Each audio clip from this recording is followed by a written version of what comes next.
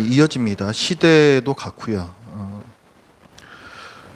느헤미야에 대해서 먼저 좀 살펴보겠습니다. 느헤미야는 선지자의 이름입니다. 느헤미야 선지자.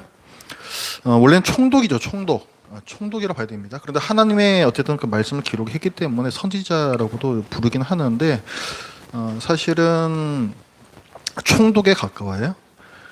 그래서 느헤미야서는 역사서로 분류가 됩니다. 역사를 기록한 책이다. 그 배경은 에스라서와 같습니다. 페르시아에서 70년간 포로 생활을 하다가 돌아온 귀한 공동체들이 이제 성벽을 쌓아요. 성벽을 쌓는데 그 일도 참 만만치가 않았습니다. 그래서 그 일을 기록한 것이 느헤미야입니다.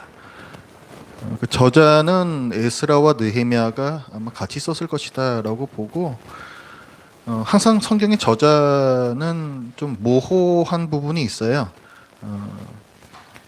에스라와 느헤미야가 어떤 큰 골자를 잡고 그 후대 사람들이 이제 마무리한 경우 그럴 가능성도 굉장히 많습니다.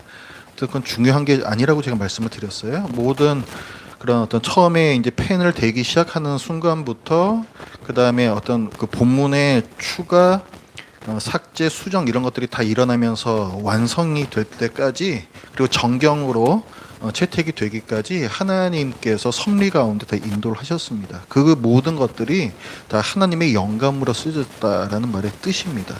그래서 뭐 에스라가 다 썼느냐 뭐 이런 것들은 중요치가 않습니다.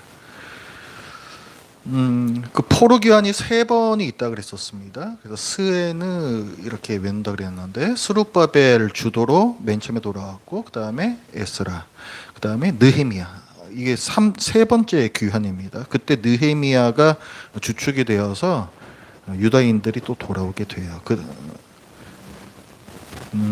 그리고 에스라와 느헤미야는 본래 한 권의 책이었는데 후대에 와서 2권으로 나뉘었습니다. 큰 의미는 없고요. 그다음에 배경은 바사왕 고레스가 포로 귀환에 대해서 설명을 하는데 1차, 2차, 3차라고 지금 나눠 놓은 것이고 1차와 3차 사이에는 한 90년 정도, 그러니까 좀 길게 잡으면 한 100년 정도의 텀이 있어요. 이것도 연대가 또 학자들 간에 좀 분분한데 어쨌든 한 요 정도로 그냥 보시면 돼요. 그래서 3차가 느헤미야 중심이고 돌아와서 성벽을 재건한다.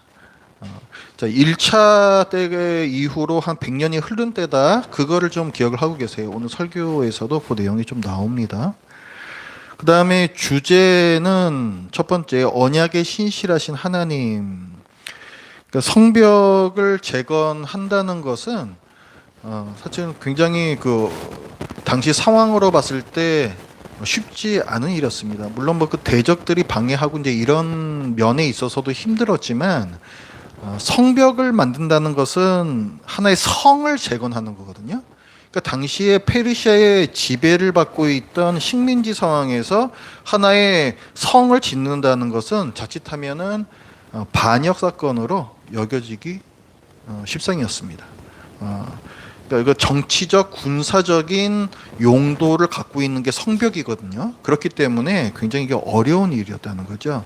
근데 그 일을 하나님의 도우심으로 했다라는 내용이 느헤미야입니다. 우리가 지난주에는 에스라까지 이제 봤었는데 에스라에서는 율법을 가르치는 내용이 주라고 그랬었어요.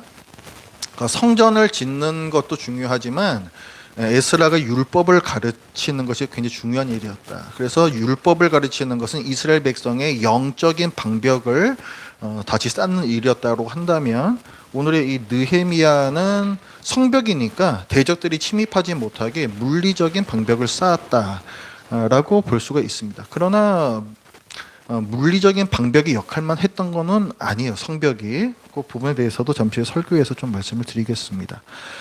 그리고 구조는 1장부터 2장까지 느헤미야가 예루살렘으로 돌아왔다. 그걸 기록하고 있고 3장부터는 예루살렘 성벽을 재건을 해요. 7장까지 그게 이어지는데 그 안에 그 중간중간에 여러 가지 우여곡절들이 나옵니다. 어쨌든 힘들게 성벽을 재건하고 8장부터는 그 성벽 봉헌식을 해요. 그 성벽도 그 봉헌식을 하면서 율법을 낭독하고 언약갱신 의식을 행합니다. 언약갱신 의식이란 하나님과 그의 백성 이스라엘 사이에 저희는 하나님만을 섬기겠습니다. 하나님만이 저희의 왕이십니다. 저희는 하나님께 충성하겠습니다.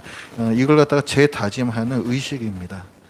그 다음에 11장부터는 그럼에도 불구하고 또 통혼의 문제가 또 일어나요. 통혼의 문제가. 그래서 거기에 대한 또 내용이 마지막으로 나와요. 그래서 결국은 뭐 성벽을 쌓든 어떻든 간에 백성들의 삶이 바뀌느냐 안 바뀌느냐, 진정한 언약 갱신이 있었느냐, 이것이 이제 중요한 것입니다. 자, 그럼 오늘 말씀을 같이 보겠습니다.